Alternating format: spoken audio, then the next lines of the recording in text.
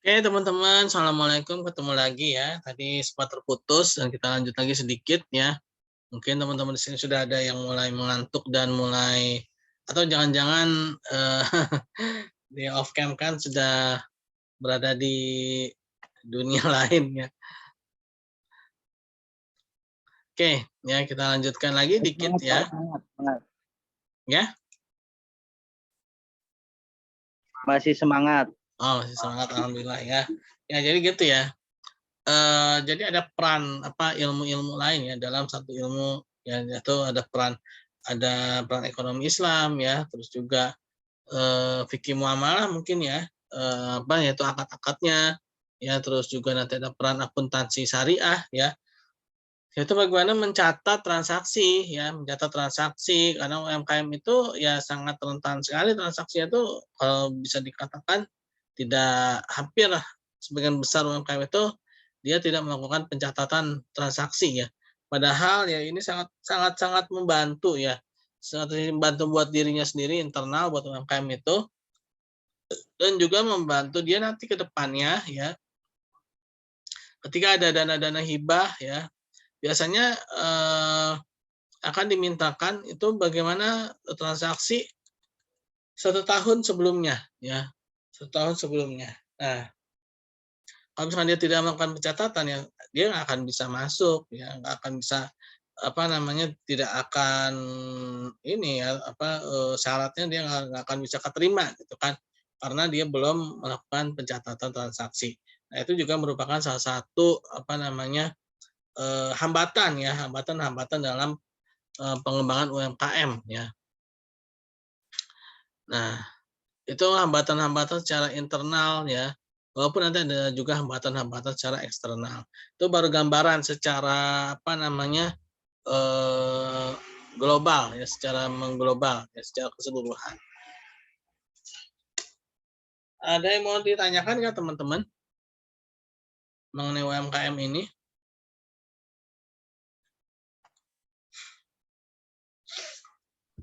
Ada yang mau ditanyakan? Ya Pak, mau tanya Pak Boleh dengan boleh. Kiki Dasuki Pak. Ya. Mau tanya Pak, kalau UMKM itu termasuk yang perlu berbadan hukum kayak kayak semacam harus CP atau PT kayak gitu. Terus yang kategori-kategori UMKM itu seperti apa aja Pak ya? Apakah yang kayak jualan-jualan pinggir jalan itu termasuk UMKM atau gimana tuh Pak? Oke, sudah Kiki Dasuki? Ya Pak, itu Oke. Pak. Ya, mengenai UMKM ini sebenarnya lebih terpatok pada modalnya ya, walaupun ya bukan pada bentuk, badan usahanya ya, tapi pada kepemilikan modal ya. Walaupun memang ya seperti perseroan terbatas ya PT, itu dia cenderung akan, syarat itu kalau nggak PT itu berapa gitu ya modalnya, sekitar kalau punya PT itu 300 juta apa dia 350 juta gitu kan, 500 juta. Nah, memang secara otomatis ya, kalau PT itu pasti dia kan industri besar ya, menjadi industri besar. Karena syarat pendirian PT itu, dia harus memiliki aset ya, berapa ratus juta, yang pasti itu di atas, permodalan UMKM. Nah, jadi UMKM itu dia maksimal kalau tidak salah 200 ya, 200 juta. Terlepas dari badan hukum apa, tapi yang pasti kalau udah PT, dia pasti akan menjadi industri besar gitu. Kenapa? Karena dari sisi kepemilikan modalnya untuk mendirikan sebuah perseroan terbatas itu ada ya, minimal tuh berapa. Nah, itu dia udah nggak masuk kategori UMKM ya. Tapi kalau misalkan dia di bawah 200 berarti dia masuk UMKM ya. Jadi dilihatnya itu dari kepemilikan modal ya. Ya benar sekali, tadi yang dikatakan oleh Kiki Dasuki, ya mungkin orang-orang yang jualan di pinggiran jalan ya. Nah, itu dia masuk kategori UMKM. Kenapa? Karena dia kepemilikan modalnya ya, di bawah 200 juta ya, di bawah 200 juta. Bisa naik nggak? Bisa ya, nanti kalau memang ternyata nih UMKM ini udah pada berkembang semua gitu kan, bisa jadi nanti yang tadinya 200 juta menjadi 500 juta gitu kan, dikategorikan sebagai UMKM gitu kan, bisa jadi nanti menjadi 1 miliar atau mungkin bisa juga tambah turun gitu ya, yang tadinya 200 juta jadi 100 juta bisa aja itu, ya tergantung pada kebijakan peraturan pemerintah setempat ya, pemerintah negara setempat gitu kan. Nah, kalau kita itu maksimal 200 juta ya. Jadi seperti itu ya Kiki ya. Jadi tergantung pada kepemilikan modal ya yang ditentukan oleh peraturan pemerintah negara setempat. Ya di Jepang itu dia pasti lebih tinggi ya dikatakan UMKM, bahkan di Cina ya UMKM-nya itu industri rumah tangganya itu sudah bisa bikin pipa minyak dan gas ya, bukan bukan pipa sembarang pipa ya, tapi pipa migas gitu loh ya. Jangan bayangin pipa paralon bukan ya. Ini pipa migas ya. Nah, artinya apa? Mereka UMKM-nya saja sudah bisa maju gitu kan. Jadi seperti itu ya, Kiki ya. Gimana? Oke Pak, terima kasih Pak. Ya Cukup Pak. sama-sama. Ada lagi yang ingin ditanyakan? Yang lain?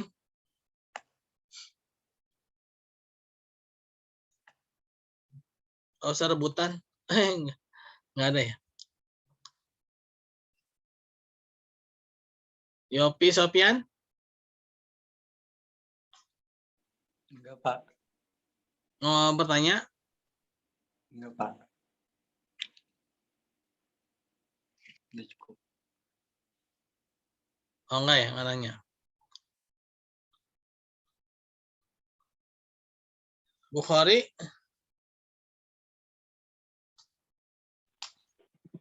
Enggak apa enggak. Muthaharah?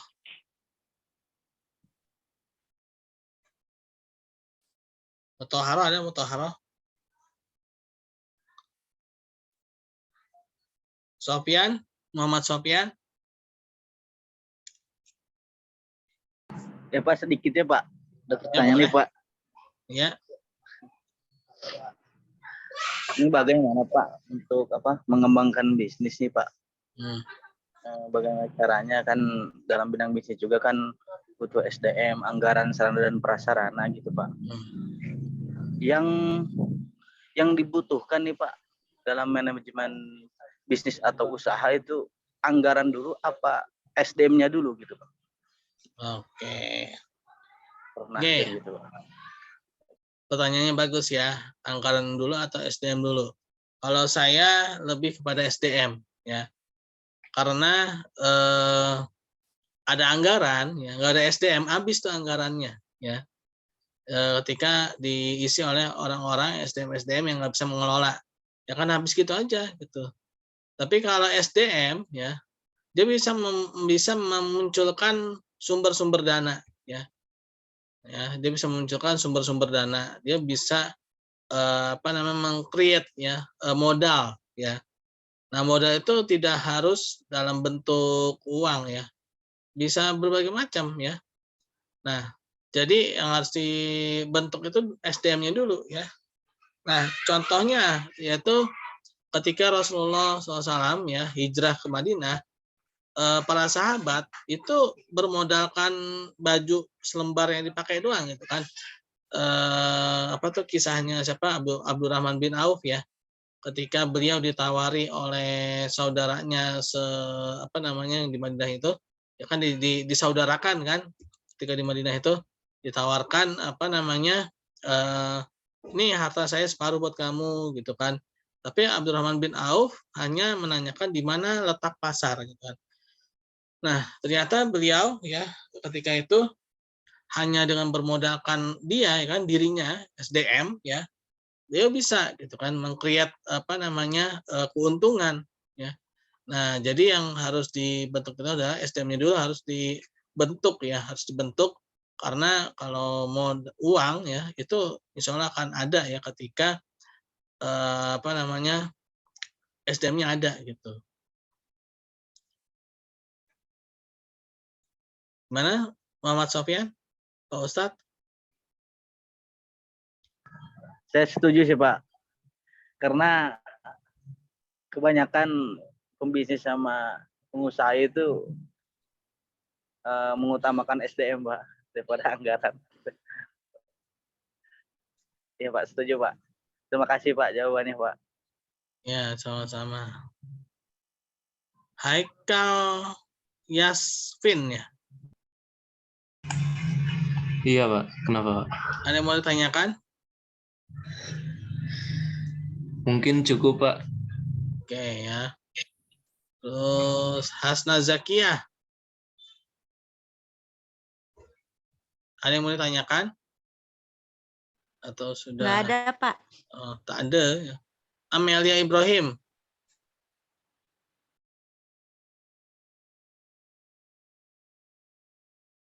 Ini pada off cam semua nih, saya tanya satu-satu nih ya. Ya, Amelia Ibrahim. Wah, ini ada di mana ini? Jangan-jangan dia ada di alam lain.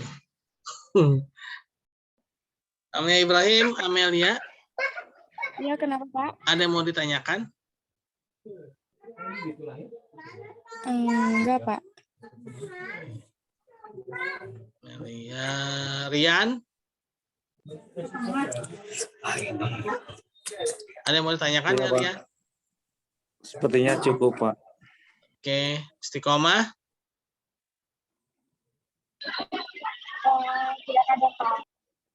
Oke, terus apa lagi tadi ya? Ekal, Motoharo, Muda. Haryandi. Pak Imam. Ya. Imam Wahyudi menanya. Mau, Pak. Tapi kondisinya ramai di sini, Pak. Nggak apa-apa. Nah, Pak. Ini, Pak, untuk yang paling penting untuk pelaku UMKM untuk memajukan UMKM-nya itu apa ya, Pak? Saya pernah juga di mebel ya, Pak ya.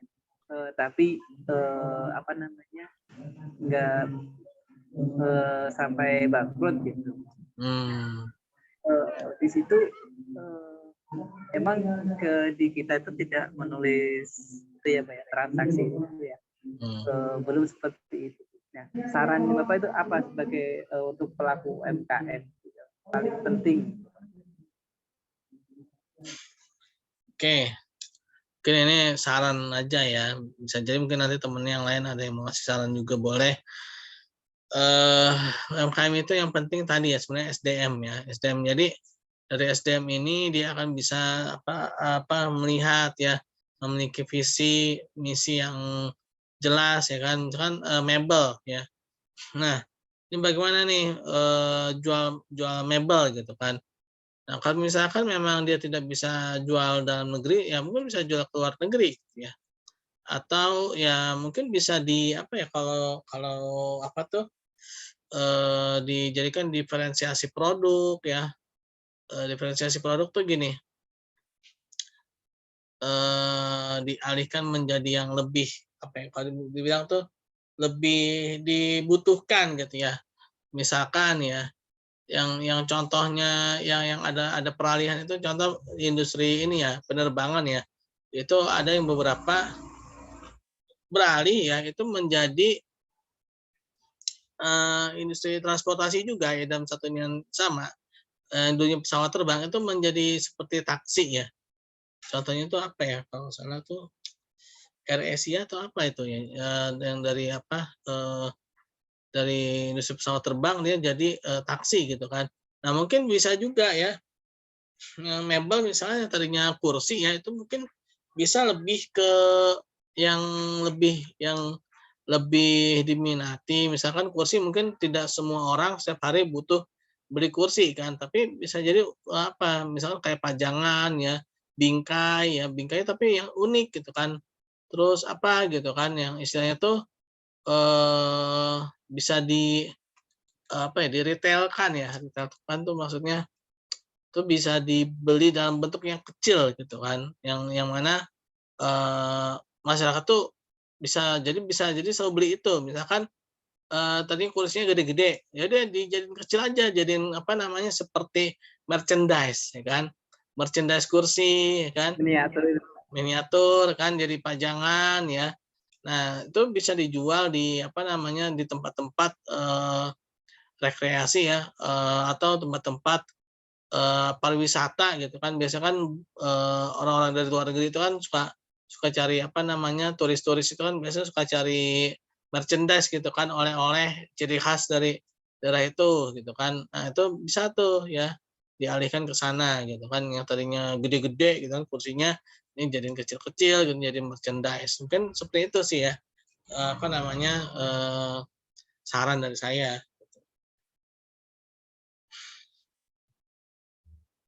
Mana Imam Wahyudi?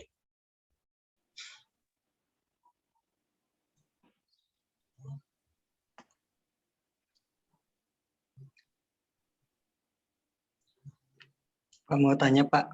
Ya boleh. Sama saya Yopi. Ini kan nih Pak. Kita kan sebagai pelaku UMKM ya Pak ya.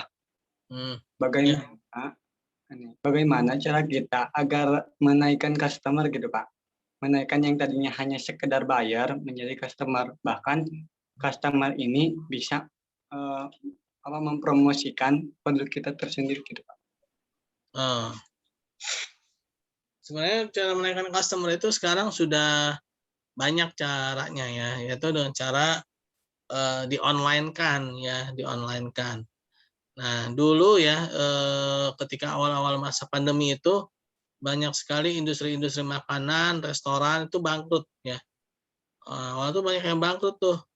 Kenapa? Karena mereka belum nyambung dengan ojol ya. Mereka belum nyambung dengan apa namanya ojek online gitu kan. Nah, ketika mereka mulai menyambungkan mengonlinkan dengan ojol, ternyata terjadi sebaliknya ya. Yang tadinya pada mau bangkrut langsung pada naik lagi tuh penjualannya ya. Orang yang tadinya apa kan orang malas keluar kan ketika awal-awal pandemi kan. Bukan malas sih, emang nggak boleh gitu ya. Nggak boleh keluar kan karena berbahaya gitu. Nah, akhirnya apa? Orang yang pada biasanya pada belanja ketemu gitu kan, akhirnya mereka harus pakai ini kan, harus apa tuh pakai transportasi ojol itu gitu kan. Nah, ketika itu akhirnya apa? Customer-nya meningkat tuh ya. Industri makanan yang tadinya hampir bangkrut itu akhirnya meningkat karena mereka menggunakan ojek online itu kan, pakai Grab atau pakai Gojek atau pakai yang lainnya ya. Yang masuk apa sekarang ada lagi Shopee Food kan. Nah, itu artinya apa? Artinya ya ada terobosan ya, ada terobosan dan inovasi. Nah, salah satu untuk menaikkan customer ya itu tadi ya, kita berinovasi, kita berkolaborasi dengan industri lain yang mendukung gitu ya, yang mendukung. Nah, jangan kita apalagi sebagai ekonom syariah kan, ekonomi syariah itu secara integral ya. Nah, tadi saya juga belum selesai nih mengenai apa namanya permasalahan ekonomi Islam ya. Ekonomi Islam tadi kan mengenai distribusi ya. Nah, tadi ekonomi konvensional yaitu ketika melihat satu orang ya, melihat satu orang dia tidak memiliki apa namanya sumber faktor produksi yang mencukupi ya. Nah, contoh misalkan Muhammad Sofyan ya Pak Ustadz. Misalkan Pak Ustadz punya uang 10.000 nih ya, misalkan ya. Kalau Pak Ustadz dari rumah Pak Ustadz sampai ke kampus harus naik apa namanya kendaraan. Ya tolong di sini Pak Ustadz misalkan belum punya motor ya. Nah, Pak Ustadz ketika itu punya uang cuma 10.000. Nah, ini pilihannya naik kendaraan umum pas banget 10.000 ya. Terus kalau naik ojek online ya itu kurang, atau naik taksi apalagi pasti lebih kurang lagi gitu kan. Nah, akhirnya apa? Harus naik angkutan umum gitu kan. Nah, ini secara ekonomi konvensional itu seperti itu gitu ya. Jadi melihat kita itu secara parsial gitu kan. Jadi seolah-olah kita ini hidup sebatang kara di muka bumi ini sendirian gitu kan. Oleh ekonomi konvensional. Nah, tapi kalau ekonomi syariah ya itu nggak kayak gitu. Ya misalkan nih Pak Ustadz Muhammad Sofyan nih lagi kebingungan gitu kan, pengen ke kampus, punya uang cuma 10.000 gitu kan, tapi apa namanya dia harus ke kampus gitu kan. Nah, akhirnya dia harus naik angkot gitu ya. Ternyata di tengah perjalanan ya lagi dia mau naik angkot ketemu sama Yopi. Nah, kebetulan Yopi lagi bawa Mercy gitu kan. Terus ketemu Sopyan, nah mentang-mentang sama-sama Sopyan kan, bareng yuk naik Mercy gua nih, ya. Nah akhirnya, apa namanya, Pak Ustadz Muhammad Sopyan ya, yang uangnya 10.000 itu utuh ya. Di samping utuh, Muhammad Sopyan juga bisa naik Mercy gitu kan. Nah, itulah ekonomi syariah ya. Jadi melihat secara integral gitu kan. Jadi tidak hanya satu orang aja, tapi bagaimana dengan apa namanya teman-temannya gitu ya. Teman-temannya yang lain gitu kan. Nah, inilah ya UMKM itu juga harusnya seperti itu gitu ya. UMKM itu harusnya ya dia tidak boleh sebatang kara ya. Kalau dia sebatang kara mati dia ya. Nggak akan bisa hidup ya. Contoh kemarin ya ketika masa pandemi kan. Nah, ketika masa pandemi, ya ketika awal pandemi itu banyak industri-industri yang mati itu. Kenapa? Karena dia sebatang kara, apalagi industri makanan. Siapa coba yang mau keluar warung gitu kan ketika itu. Nah, akhirnya apa? Ada industri lain berkolaborasi dengan ojol ya yang tadinya hampir bangkrut akhirnya malah justru meningkat. Jadi seperti itu ya, Sofian ya. Jadi tadi ya kita harus memahami secara ekonomi syariahnya, jangan memahami secara ekonomi konvensional. Kalau ekonomi konvensional ya nggak akan bisa berkembang ya, karena dia secara mandangnya dia seorang diri aja. Hidup di dunia ini dia cuma seorang diri aja. Dia seolah-olah dia tidak punya Tuhan ya kan, karena dia menganggap sumber faktor produksi ini terbatas ya, tidak ada yang ngatur gitu kan. Terus manusia itu homo economicus ya, buas gitu kan, manusia itu buas gitu kan.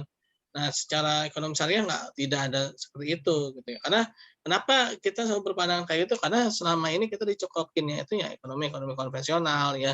Ketika kita ingin mengembangkan ini, kita pusing nih, aduh seolah-olah kita hidup seorang diri gitu kan. Seolah-olah kita hidup itu nggak ada Allah ya kan, nggak ada teman, nggak ada saudara gitu kan. Nah, itulah ya sudut pandang kita tentang ekonomi konvensional yang ditanamkan dalam pikiran kita dari SD, SMP, sampai SMA, ya. Sehingga ketika masuk ke UMKM pun juga begitu pikirannya. Aduh gimana nih, ya kan, cara ningkatin konsumen gitu kan.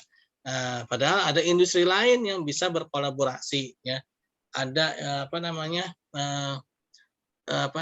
ya tadi industri lain yang bisa bekerja sama gitu kan untuk meningkatkan konsumen kita ya. Ya seperti itu ya, Sofian. Nah, itu kan buat di digital marketingnya ya Pak ya, di dunia online. Kalau cara kita di dunia offline-nya itu kayak gimana Pak? Cara kita menyikapi customer-nya Pak? Secara offline ya, kita memberikan pelayanan yang terbaik ya.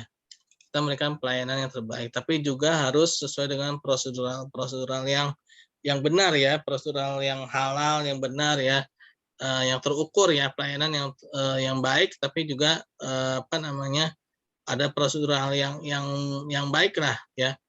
Karena kalau hanya pelayanan yang terbaik saja ternyata juga kurang cukup ya. Jangan sampai pelayanan yang terbaik itu kebablasan ya, justru malah nanti akan membuat jadi gini,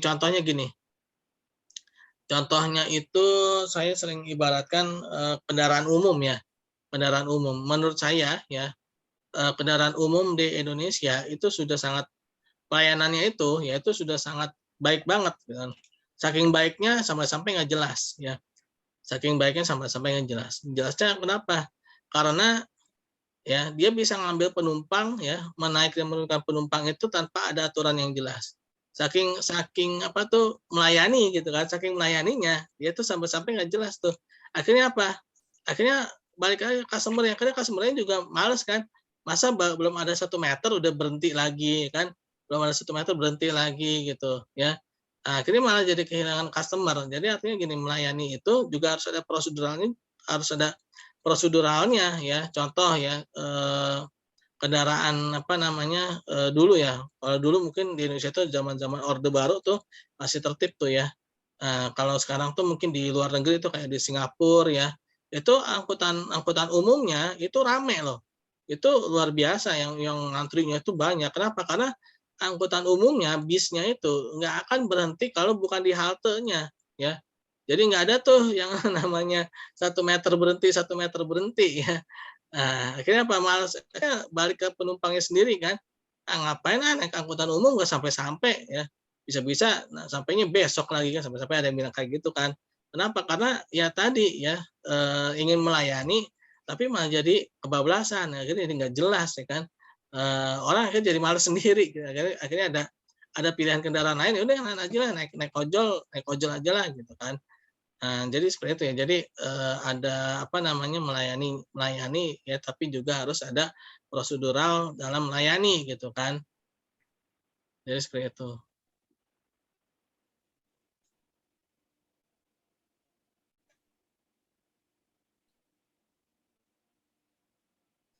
Gimana Yopi?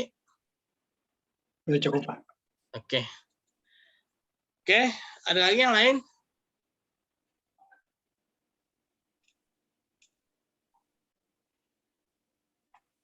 Ya kalau memang tidak ada, karena sudah malam juga ya, kita tutup saja dengan baca hamdalah. Alhamdulillahirrabbilalamin. Alhamdulillahirrabbilalamin. Penutup, subhanakallahumma bihamdi, subhanakallahumma bihamdika, asyhadu an la ilaha illa anta, astaghfiruka wa atubu ilaik. Assalamualaikum warahmatullahi wabarakatuh. Waalaikumsalam. Waalaikumsalam warahmatullahi wabarakatuh.